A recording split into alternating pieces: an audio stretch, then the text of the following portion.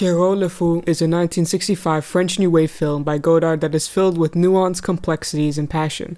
It's dense with meaning, and at times, Godard's pure intellect and poetic stream of consciousness makes it incredibly difficult to dissect, but I think that that's part of the point of art.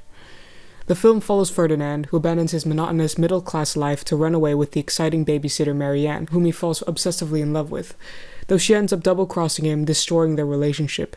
This is a film about freedom, love, and emotions, a self-portrait of Godard attempting to grapple with the absurdity that is being alive. In the beginning, Ferdinand speaks with director Samuel Fuller, who states that a film is like a battleground. It's love, hate, action, violence, and death. In one word, emotions. And this is what the film is truly about.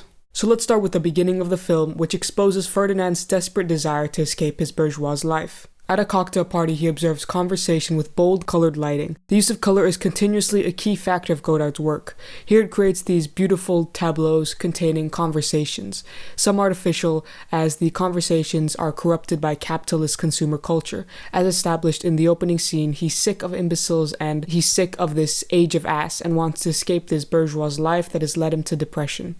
The use of strong colors reflects Godard's view on consumerist culture, reminiscent of Andy Warhol's art. The colors are visually satisfying, but it juxtaposes against the ugly reality of consumer culture, where capitalism and consumerism is drenched in color to distract us. Godard uses this technique continuously throughout the film, where visually appealing scenes distract us from the violent and horrific content of them. In one of these conversations, Ferdinand joins in and in a stream of intellectual, philosophical stream of consciousness, spilling out Godard himself, says that he feels like many different people, foreshadowing how Marianne calling him Pierrot translated to sad clown instead of Ferdinand, as she deceives him. Here, by stating that he feels like two different people, Godard suggests that he has lost his sense of self and identity. Instead, he's defined by the roles he plays: a father, husband, working man. He's not connected to life anymore. It's more that life is happening to him. He's completely lost his passion and purpose, and thus, when a moment of desire and passion is ignited by Marianne, he chases it and becomes obsessed with it and abandons his life for that moment of freedom. As Ferdinand says, to want, you have to be alive. And so he follows Marianne, his object of desire, on a crime spree across France, as being crazy and in love is the same thing in their eyes. Godard embraces the absurdity of being alive through scenes such as them driving a car into the water, the odd musical numbers,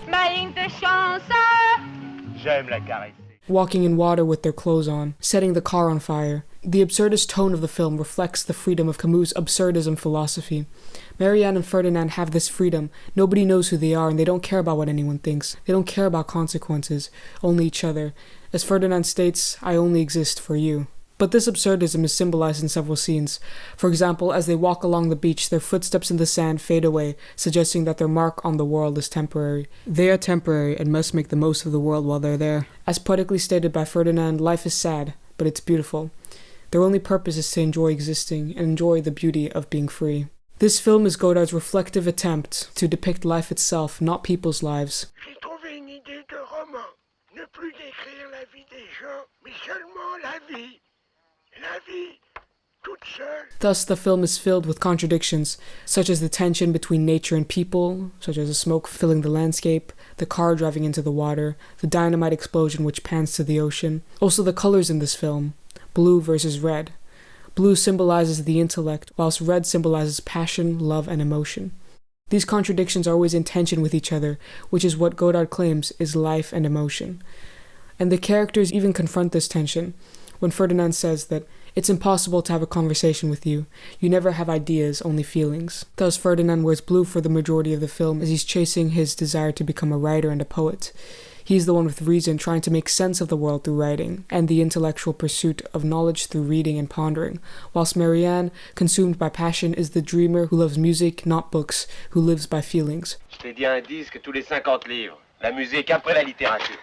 However, after Marianne deceives Ferdinand, and he's being questioned by gangsters, they put a red dress over his face, suggesting that her passion and freedom is suffocating him, keeping him trapped due to his obsession with her, a reflection of Godard's actual relationship with Anna Karina, who plays Marianne, which was falling apart around the shooting of this film. But after this deception, Ferdinand wears red, as he becomes passionate and emotional, whilst Marianne wears blue as she's intellectually deceived him, yet also red because she's still chasing this passion and feeling and ends up going back to him. Though finally he shoots her and her boyfriend in a fit of rage over her deception, and before she dies, as the red blood invades her blue shirt and drips over her face and blue eyeshadow, she confesses her regret and asks for forgiveness from Ferdinand. She succumbs to emotion, as opposed to her deceiving intellect. She dies, and Ferdinand, heartbroken, paints his face blue before a poetic suicide, in attempt to remove his identity even further and return to the intellect, free himself from his emotion and passion. He wraps himself with a strong primary color dynamite and immediately regrets it. But it's too late, and his suicide pans to the ocean. Here I think Godard reflects the defeat of Camus' absurd hero, one who's emotionally detached from the world, immoral, and lacks belief in religion. Throughout the film, Ferdinand is an absurd hero, recognizing the absurdity of life, treading the line between nihilism and absurdism. Though to Camus, suicide is failure. It's philosophical suicide. It's an inability to recognize the absurd value of one's life. And Ferdinand gives up. He falls into nihilism. What's the point, he states, as he falls into a moment consumed by passion. The reason of his being alive before was routine, and when he met Marianne, she became his reason. He only exists for her. He exists for freedom. But with her gone, he is nothing, and so he commits suicide, despite ultimately regretting it. What's left after death? Only beauty, and thus the pan to the ocean. There is no point, so we must live freely, acknowledging this absurdity and appreciating the beauty. Life is always beautiful. Some fail to see it, but our fate is the same. This is a film that makes me want to make art. I can feel the passion, I can feel Godard's voice. There is so much nuance, ambiguity, and depth in this film that I can't even begin to unpack without understanding Godard as a person. It's near impossible to understand his intentions and get everything out of this film. This is only my second time watching. I watched it last night with my roommate, and I still felt lost after watching it. But one thing is for sure, that Godard knows how to create emotion. This is one of the films that drives my passion for art. And so, I tried to unpack it and put my thoughts and feelings to words. Life may be sad, but it's always beautiful, and Godard captures this beauty. If you haven't already, watch this film and read Camus' work, specifically The Myth of Sisyphus.